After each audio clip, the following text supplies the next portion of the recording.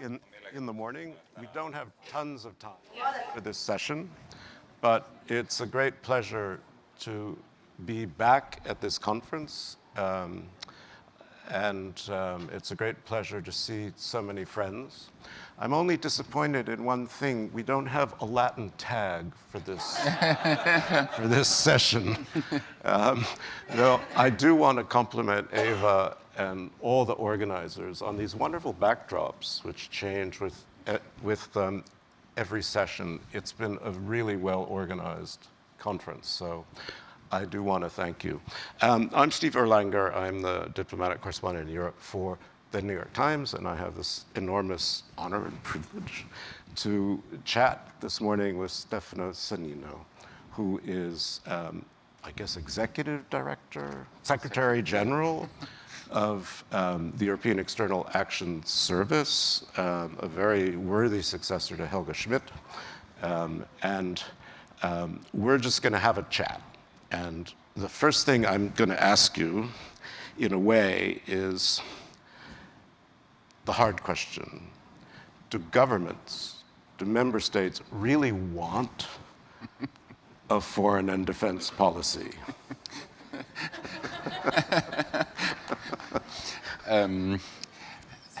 Yes and no. Yes, in the sense that the Lisbon Treaty is creating this new structure, the figures, the High Representative, Vice President of the Commission, the External Action Service, to create, let's say, the condition to build up this this function.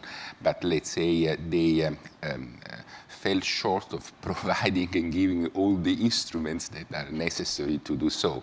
So in a way, we have a sort of convening power, and we need to convince the member states on the one hand and the Commission on the other, which are the two institutions on which we rely when it comes to the definition, to the implementation of the policies. We have to work very closely with them in order to produce results. And then if they do not want, if the member states are not willing to take a certain number of responsibilities or do not want to enter into certain areas, then, I mean, there is no way that we can produce meaningful results.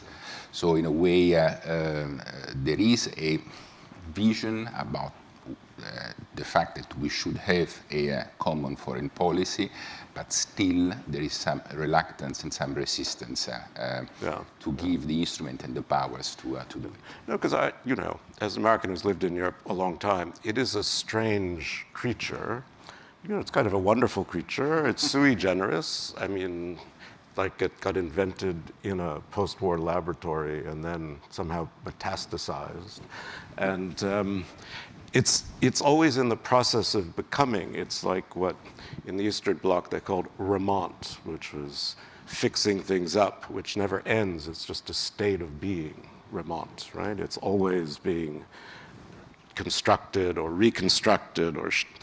And so in some ways, you know, you kind of think of it, I always think of it as porridge. Is it too hot? Is it too cold? Is it too much? Is it too little?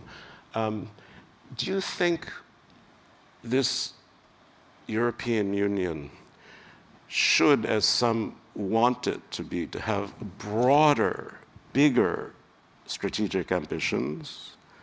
Or do you think it's better to have less ambition and concentrate more on a few things that you can really get done?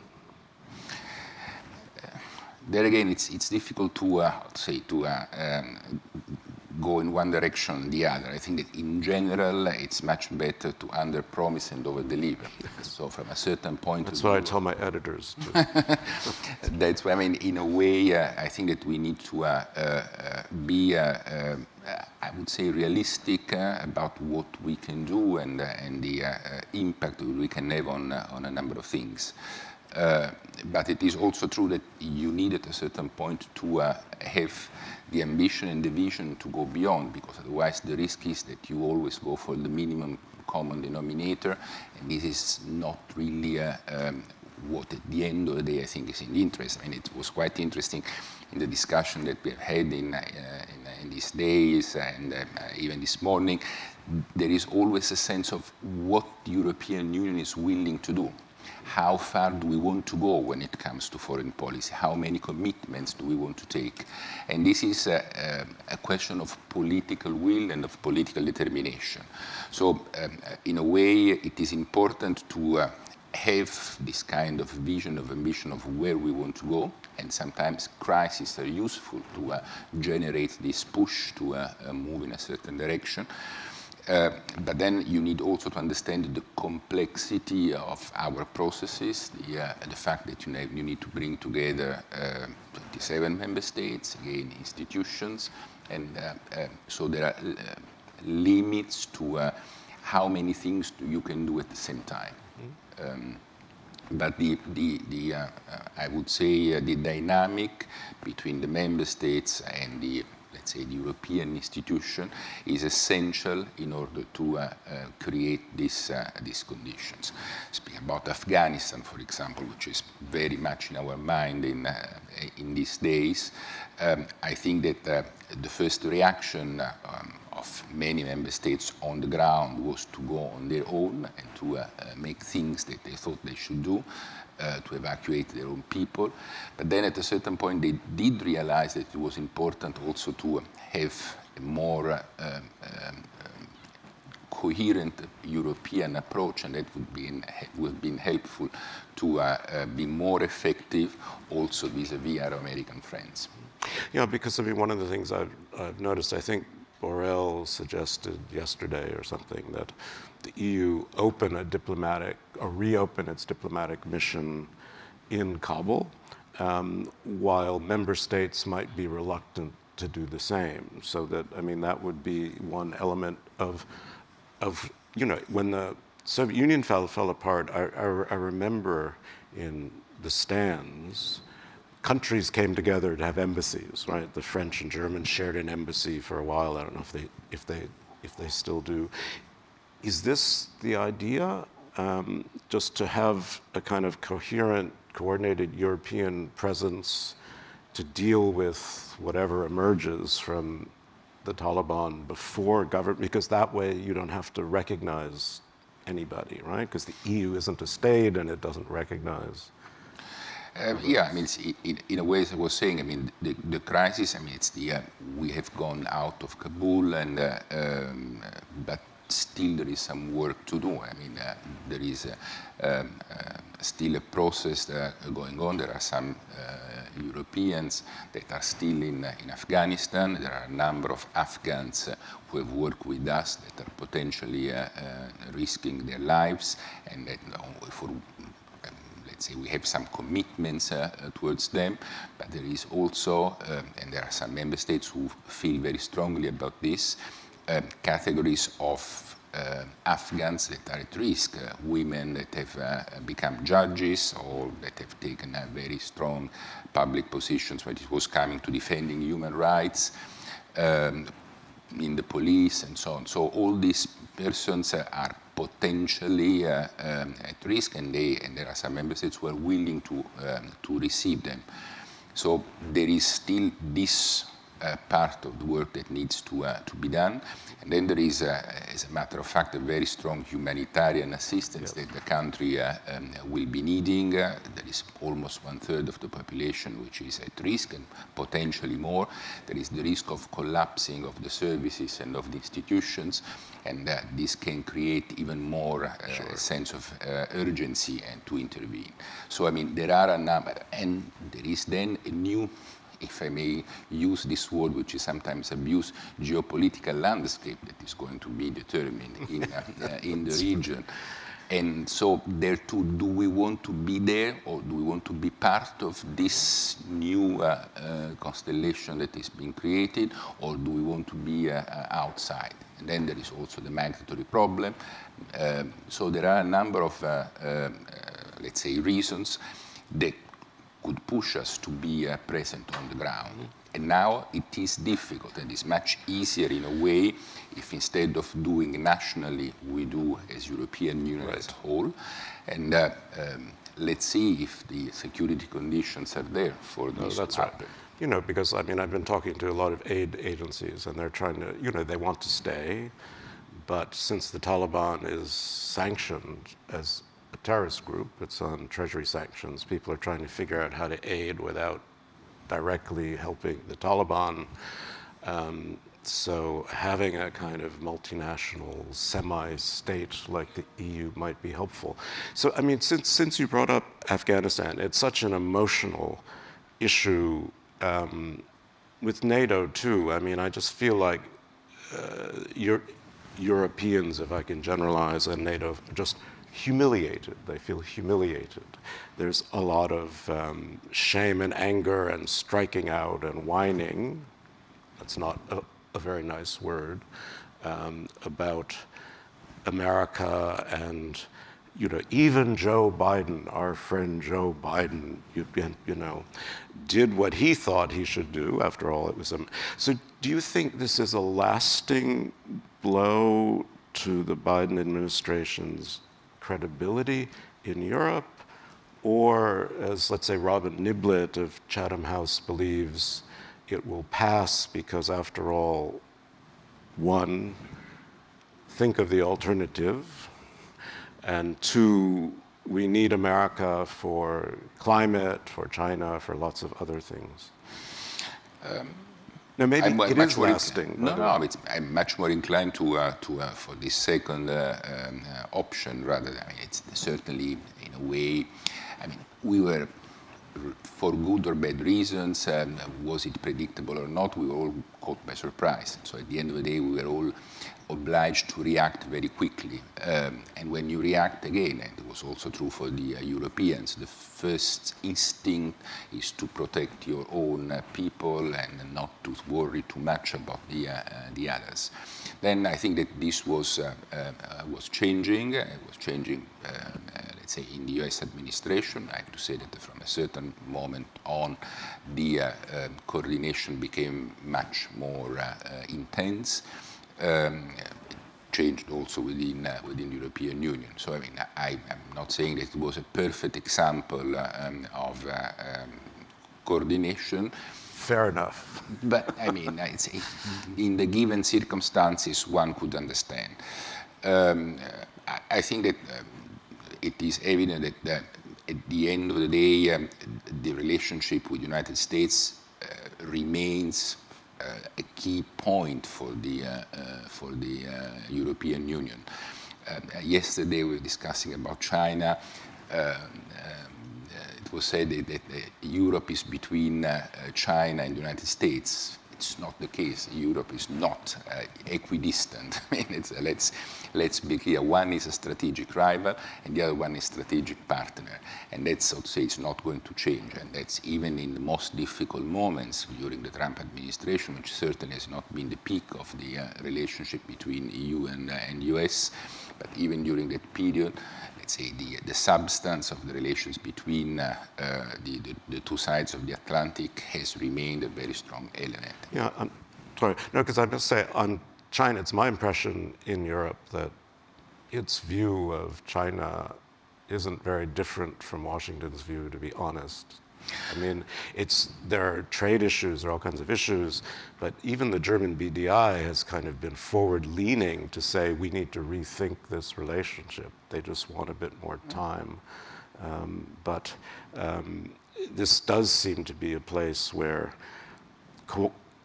coordination makes sense, but as I like to say, I mean, Europe doesn't want to be the co-pilot in the American fighter jet aimed at China. And let's hope not, that we are not going in that direction. I don't think that we have an interest in militarizing let's say, our confrontation with China. But even in that case, we have a mechanism. We have launched a dialogue, EU-US on China. We have started just a couple of months ago when the chairman and myself are, let's say, chairing the more technical group, and we have created a number of, let's say, areas in which we are trying to compare notes and to understand how things can be done together. We'll have another meeting in December, and in the meantime, these different working groups are operational.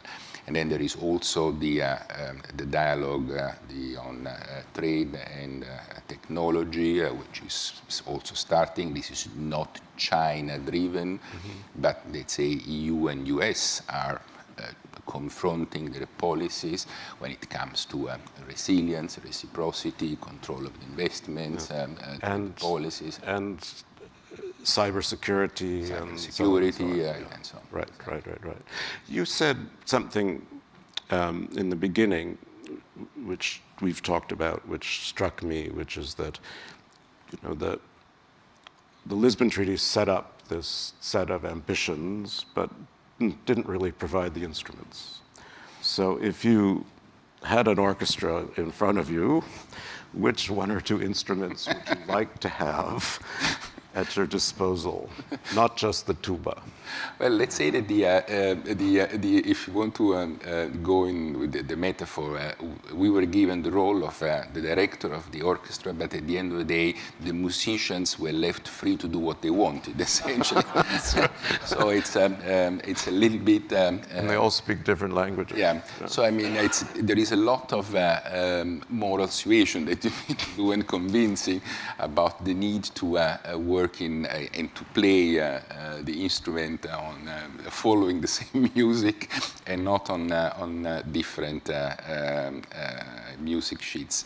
So I'm again, and I'm not pretending that essentially all the member states just renounce their foreign policy and give it to the High Representative, or that the Commission stops, say, doing what they exerting their prerogatives or their policies, and bring everything to the EIS, because I mean that it will become a sort of almost unmanageable structure. But we need to, and I think that this is a collective effort, we need to understand that at the end of the day, we need to work to deliver results for our people and for our societies. And that's, I think, hopefully, we should have a common interest to work in that directions. The institutions certainly understand that much more clearly, in the sense that they know that if we split, let's say, institutionally, with the Commission on one side, the Council on the other, the External Action Service, this makes our policies much more ineffective. It is true that in our member states, foreign policy is still something that is very jealously guarded, and so it's a little bit more difficult to think that being united makes us stronger than being separated. At the end of the day, the risk is that we become much more the object, as it is often said, the payer rather than the players. Yes. So the ones who are, let's say, then brought to support initiatives or actions taken by others, but not able to shape up really the decision. Yeah, I mean, I've covered the Middle East, and I have to say, every time I go to Gaza, there's been some new EU wonderful project that's been bombed that has to be built up again. So payer, not player, has been a problem. I mean, do you think, would qualified majority voting change things, or is it just too much of a fantasy to expect governments to agree to it on certain foreign policy issues? Well, there are many. Fantasy, no. I mean, it's there. It's an option which is only already there in the treaties. In a way, once heads of state and government decide to follow a certain policy, then the implementation of the policy could be taken at qualified majority. I have to say that we tried this year with the action plan on democracy and human rights. We thought it was a good basis on which we could work. So we presented essentially a set of actions that could be agreed by the heads of state and government. And then we said, give us the possibility then to implement all this by qualified majority. The discussion to say no lasted 10 minutes, more or less. So it was quick, the decision not to follow that path. There is still a lot of resistance from everybody, smaller or larger member states. Smaller because they feel that unanimity is still the last, let's say, protection that they have, not to be overrun. The larger member states because they think that by doing this they are sacrificing, let's say, their capacity to act and to shape up the policy. Let's say there are some suboptimal solutions. For example, constructive abstention, which is something that also is could be usefully, let's say, used to overcome certain resistances or certain problems, but it's not something so natural. It doesn't come natural. Right. I mean, because part of the problem you see in even NATO too is the South has different worries about security than the Baltics or Poland or Italy. Migration is more important in some places. Libya is more important. Desertification is more important. Whatever. I mean, do you find this an obstacle to getting things done, to actually focusing on things that you want to get done, or does it actually work its way out fairly smoothly? No, it's not so difficult, or certainly it's not impossible. It is true that the sensitivities, let's say the perception of threats is not the same all over Europe, but that's the beauty of the process, is to bring together these different sensitivities, different points of view, and this, how to say, makes, let's say, much stronger our action at the end of the day. It is when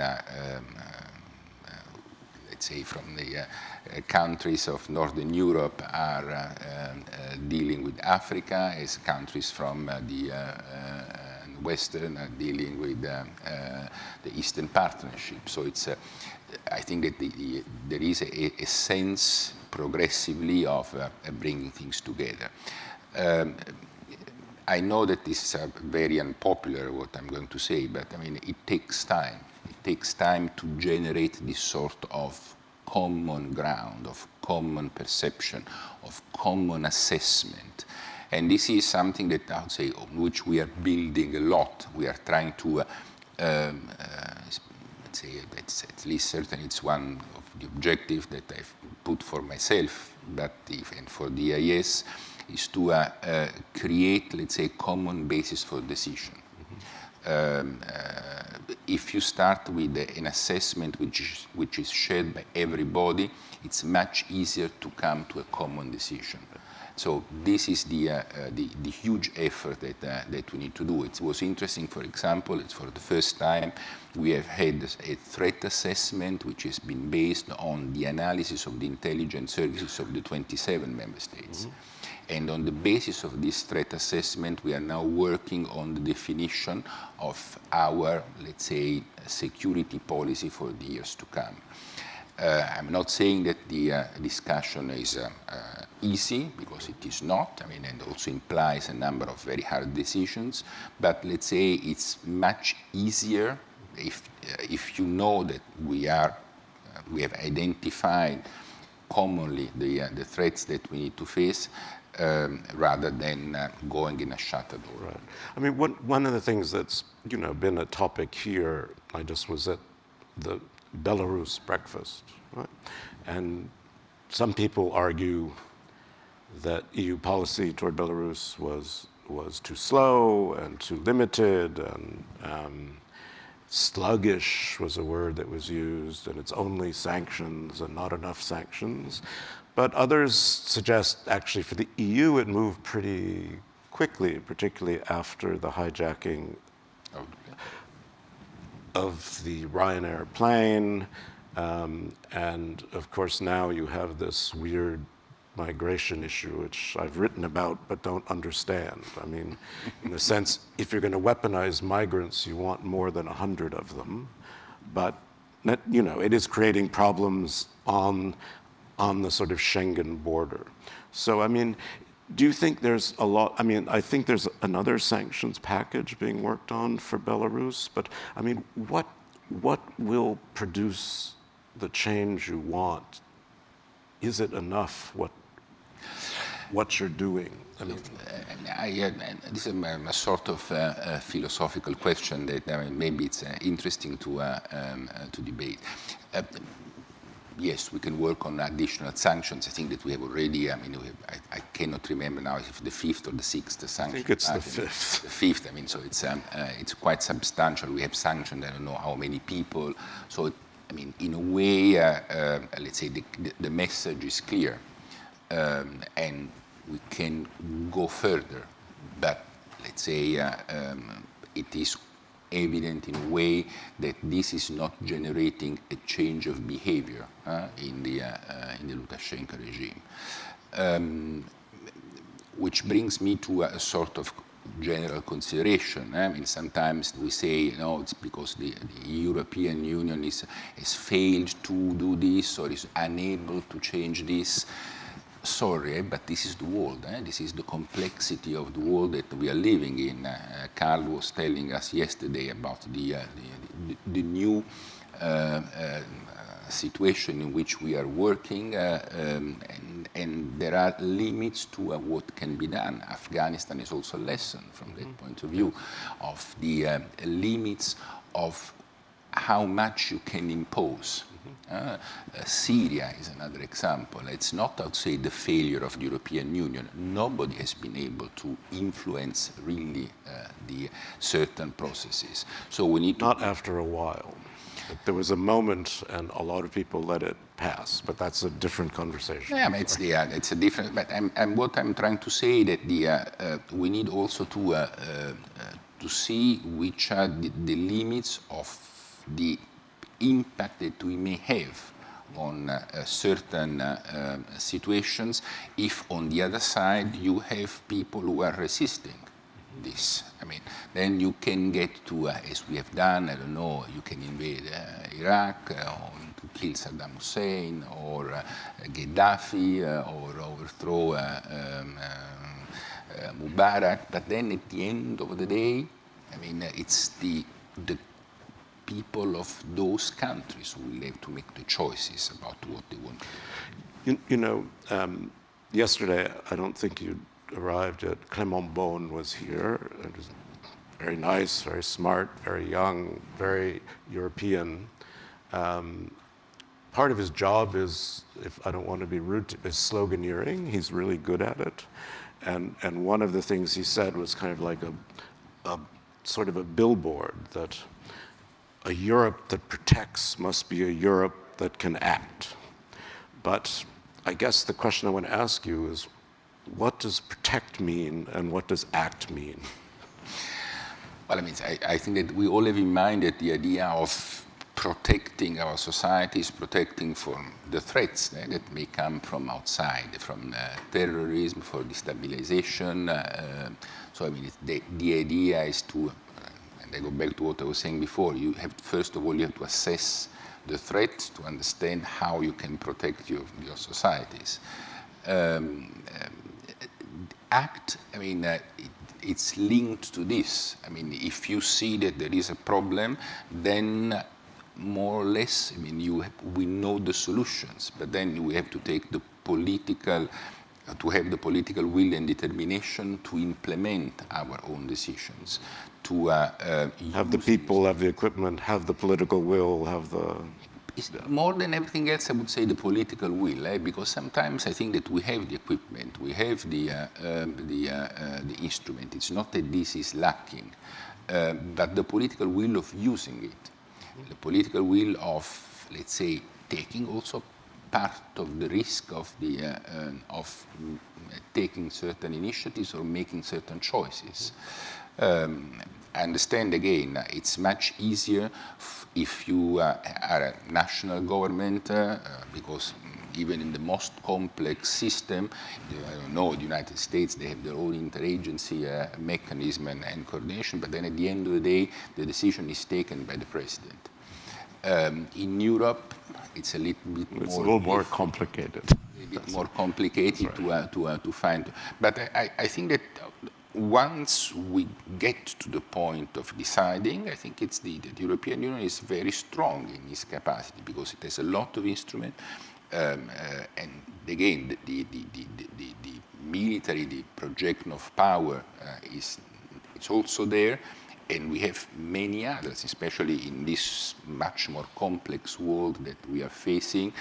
Our normative power that has been for so long been seen as a sort of a weakness rather than a strength, it has become all of a sudden a strength because in setting standards, setting norms, determining the way our society works has become a point of strength rather than a point of weakness. The famous Brussels effect. Now, this has been too short, and we're kind of out of time. But I do want to ask you one last thing. You brought up the complications of the American government. Jean-David Levitre used to say when he was negotiating with Iran that the only thing more difficult and complicated than the American interdepartmental process was the Iranian intra-mullah process. And where are we on the JCPOA? Are we going to be back in Vienna? Are you beginning to lose a bit of hope? Is it taking too much time? What do you think? Last question. We will be back to Vienna. I hope that we will. I mean, at least the sense that we have that there is an interest to go back to Vienna, to the negotiating table. Certainly, it's not an easy negotiation. The conditions have changed substantially over these last few years, and this is generating even more difficulties in the process. But I've seen that during the many weeks of negotiations, nobody has really taken the decision to shut the door and leave the table. So this, at least, I mean, it's I think it's a positive element that we have to take into account. We have a new government in Tehran, and let's say we need to see how this is shaping up, the decision process. We have also a new situation in the region. I mean, Iran is now becoming an important element in the process. It's hosting a very large number of Afghans on its territory. Potentially can do more. That's why I think that the Afghan theater, geopolitically, sorry, I use again this term, is of interest because you have, let's say, China, Russia, Iran, Pakistan, India. I mean, it's not irrelevant. Interesting times, strategic patience. Stefano, thank you very, very much. Thank you. I appreciate it. Thank you. So I guess we just... Dear delegates, the tone is set.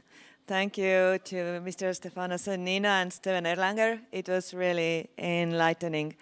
And we are just now going on with the next panel. And also the stage will be set in next 30 seconds.